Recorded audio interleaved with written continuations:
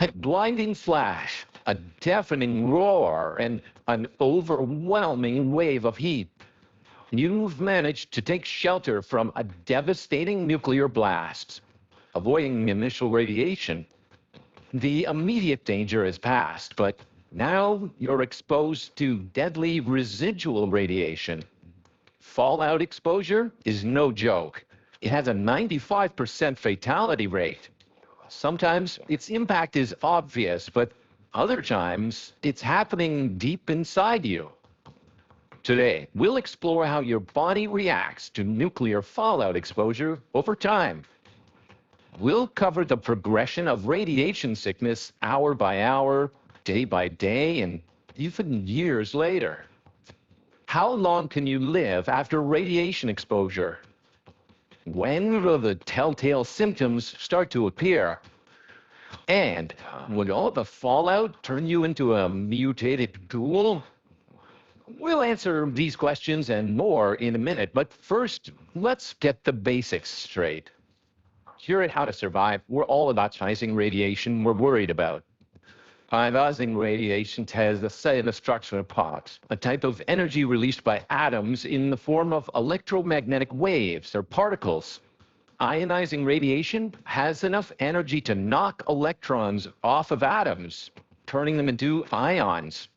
Imagine your body is a city and your cells are the buildings. Ionizing radiation is like a series of powerful lightning strikes hitting the city. Each strike can destroy buildings, cause fires, and blackouts. In your body, this means damaged DNA, malfunctioning cells, and an increased risk of cancer. Okay, that said, let's begin this tragic journey and see what it really takes to survive the aftermath of a nuclear bomb. Right after the blast, you're hit by intense heat and the shock wave from the explosion. The immediate thermal radiation can cause third-degree burns, even miles away from the epicenter. If you're closer, the blast can result in blunt force trauma and lacerations from flying debris. So basically, if you don't want to be burned or crushed to death, you need to find shelter immediately. Preferably someplace sturdy with thick walls, like a basement or an underground shelter. This will offer some protection from the initial fallout, a deadly cloud of radioactive particles that descends like invisible dust. If you were exposed to gamma rays and neutrons, well, they've already passed through your body, causing molecular and cellular damage. You might have heard of an over-the-counter pill that saves you from radiation. Well, while it does exist, it only protects you from one kind of radiation. Potassium iodide, often abbreviated as Ki, works by flooding the thyroid gland with stable, non-radioactive iodine. The thyroid gland is a small gland in your neck that regulates important bodily functions through hormone production. And Ki prevents it from absorbing any radioactive iodine that enters your body. The CDC says these tablets work, but only for 24 hours, meaning they can block the intake of radioactive iodine for just one day. Ideally, you should have got the pills and instructions from your local health department. 1 hour later, you're already dealing with initial radiation exposure. Radioactive particles from the fallout will be all around you, causing external contamination if they settle on your skin and clothing. If you inhale or ingest any of these particles, you're in for a rough ride. You might suddenly feel nauseous and start vomiting. These are the first signs of radiation sickness.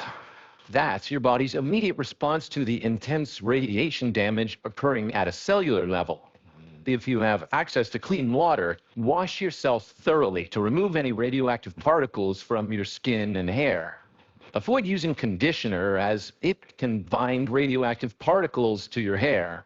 Yeah, I don't care how soft and shiny it makes your hair look, because, well, you may not have any hair left if things get worse. Well, within the first few hours, the acute radiation syndrome, ARS, begins to take hold. ARS is an illness that occurs when the entire body, or most of it, is exposed to a high dose of penetrating radiation. Unlike chronic radiation exposure, which happens over a long period, ARS results from a sudden, intense burst of radiation. That's what makes it acute. The first phase, known as the prodromal phase, kicks in with intense nausea, vomiting, and diarrhea, which is especially not fun if you picked a shelter without a toilet. Your cells are slowing down at this point, especially the rapidly dividing ones in your gastrointestinal tract and bone marrow. Your body is under attack, and the clock is ticking. And while you really need medical help, you can't go outside just yet. Better yet, seal all the windows, doors, and ventilation systems to prevent radioactive particles from getting in. You'll thank me later. After your first day, your symptoms are letting up.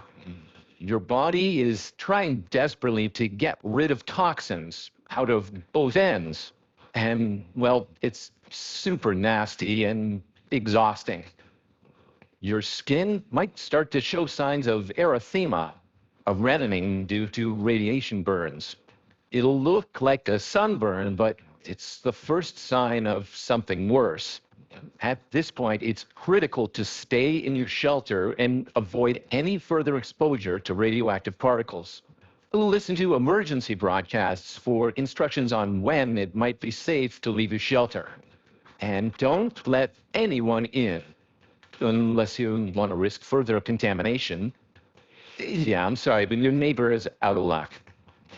A deceptive period follows after a couple of days, the latent phase.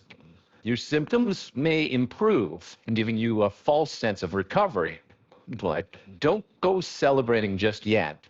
During this time, your body is attempting to repair the massive cellular damage inflicted by the radiation. Continue to avoid any additional exposure and conserve your energy. Stay hydrated and try to rest as much as possible. Yeah, and count your blessings because you're going to need them for this next phase. By the end of the first week, the manifest illness phase begins. This is when your stomach goes haywire. You'll experience extreme dehydration and an imbalance of electrolytes. Let's hope you have some Gatorade on hand. The hematopoietic syndrome sets in as your bone marrow's ability to produce blood cells worsens. You'll have severe diarrhea, infections, bleeding, and extreme fatigue. If you still haven't had any medical help, focus on hydration and try to find any available sources of clean water and basic nutrients. As the weeks go by, the damage to your bone marrow continues to bring a handful of nasty conditions. Anemia causes fatigue and weakness due to a lack of red blood cells. Leukopenia increases your risk of infection because of a low white blood cell count. Thrombocytopenia means you'll bruise and bleed more easily due to a shortage of platelets. Radiation also affects hair follicles, so don't be shocked if you start losing some hair. And although your skin won't necessarily melt like in some movies, it can develop blisters, peeling, and changes in pigmentation. You won't turn into a mutated ghoul, but things can still get pretty ugly for you. The best you can do now is to stay as clean and infection-free as possible. Any open wounds need to be kept sterile. In the first 6 months following the exposure, long-term effects begin to manifest. Organs like your heart, lungs, and kidneys might start to experience chronic damage at this point. And your risk of developing leukemia and other cancers has skyrocketed from all the damage to your DNA. Regular medical screenings are crucial for early detection of cancers and ongoing health issues. Over the next decade, you'll be dealing with chronic health issues. That organ damage we mentioned earlier, it's gotten a whole lot worse. Pulmonary fibrosis causes lung tissue to become scarred and stiff. That leads to chronic cough, severe shortness of breath, and fatigue. Your kidneys stop filtering waste from the blood effectively, resulting in high blood pressure and swelling in your legs and feet. And damage to the blood vessels in your heart increases the risk of cardiovascular diseases. Exposure to fallout might have affected your fertility too, so get checked if you're planning on having kids. This whole situation is devastating, to say the least. We wish that the impact of nuclear fallout on victims existed only in theory, but unfortunately, humans have experienced its devastating effects firsthand. And the worst part is, it could happen again.